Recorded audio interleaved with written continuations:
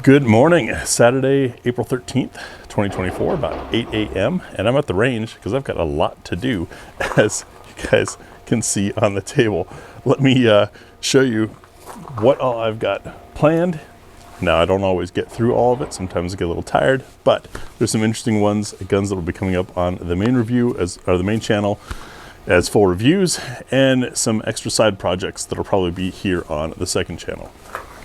First up is the Girsan MC14G84. It's a Beretta 92 Beretta insert the series family. I don't know, I wasn't into the 380 Berettas back when they were a thing. But based on that, it looks a lot like the T/FATI 13 that I reviewed 4 years ago. And it's the same name, Girsan MC14, as the Girsan MC14 I reviewed 8 years ago. However, the gun's a little bit different. Beautiful fit and finish on it. Single action, double stack 380 with that wonderful open top design. What's for dinner should be easy for this thing. There's really not much excuse for an ejection issue with that open top. Feeding issue could be the only thing. It only comes with one 13-round magazine, which would be a bummer, except the mags from the other MC14 and the FATI fitted, so should be good there. The other big one is the SAR 9C Gen 3. Talked to these guys at SHOT Show. The SAR USA staff seems to change out like every 4 to 6 months, and so it's been really difficult to remain in touch with them, even though I've reviewed 8 SAR Samaz guns over the years, including the original SAR 9C that I did a big 6-page magazine article on. Learned a lot about that gun. I liked that thing. I thought it had room for improvement.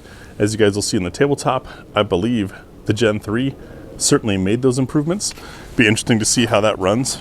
It does not include the big old chunky steel base plate mag that came with the original SAR 9C. Don't know why that is, but at least I've got 3 mags for it. And now into the project space. These are the things that sometimes I get to, sometimes I don't, and then they get pushed to another range day. And I get tired, you know? There's a lot of energy that goes into doing these.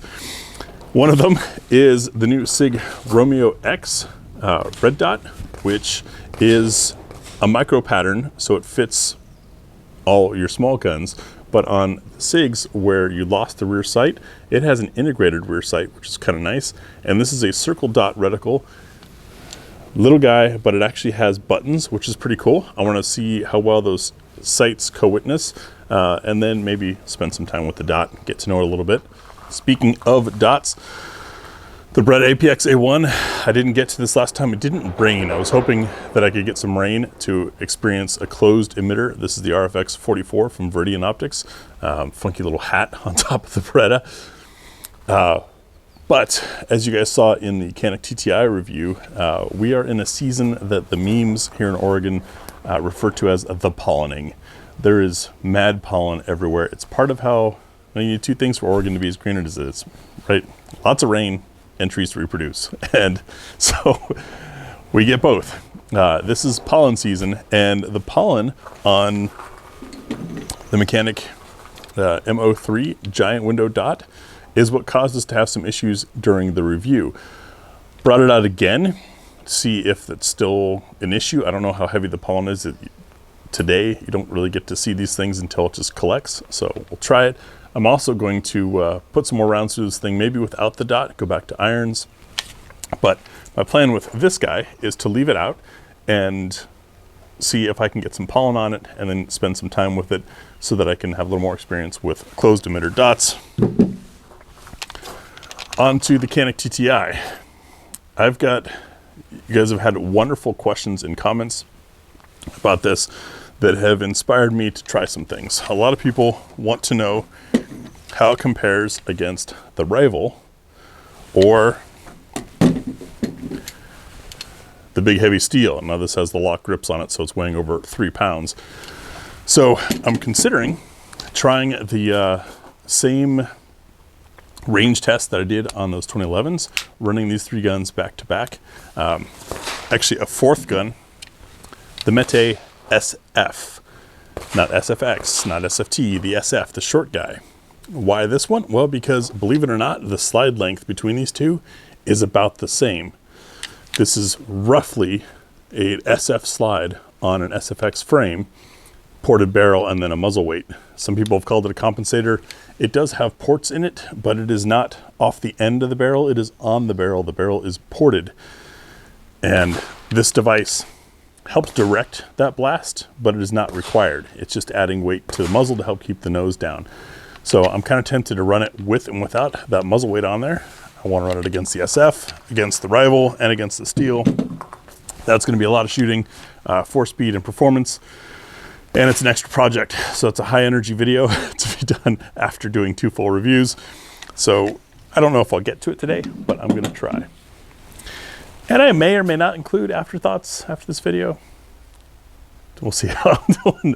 Anyways, that's what's coming up. You can look for that stuff both on the main channel and here on the second channel for the projects.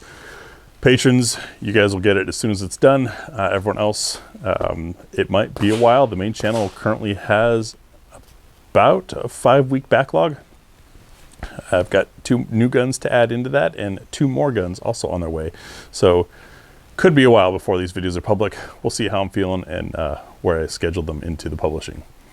Anyways, thanks for your support. I'm going to get to it. We'll see you tomorrow.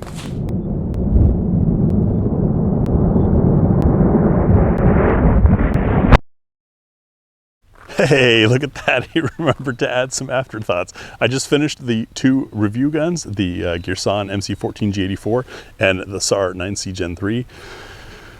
Girsan was fun, handsome, enjoyable gun. Still a little bit of that 380 blowback punch, but not unbearable. This thing was freaking impressive. Like, more fun than I can recall having in recent memory with a compact gun. As you guys may know, with my hands, the 4-inch 15 rounder ends up being a little bit on the small side for me. This thing was great, and the performance, you'll have to wait for the video to see the targets. Holy crud. Fun gun, fun gun. All right, now I'm gonna get back to work.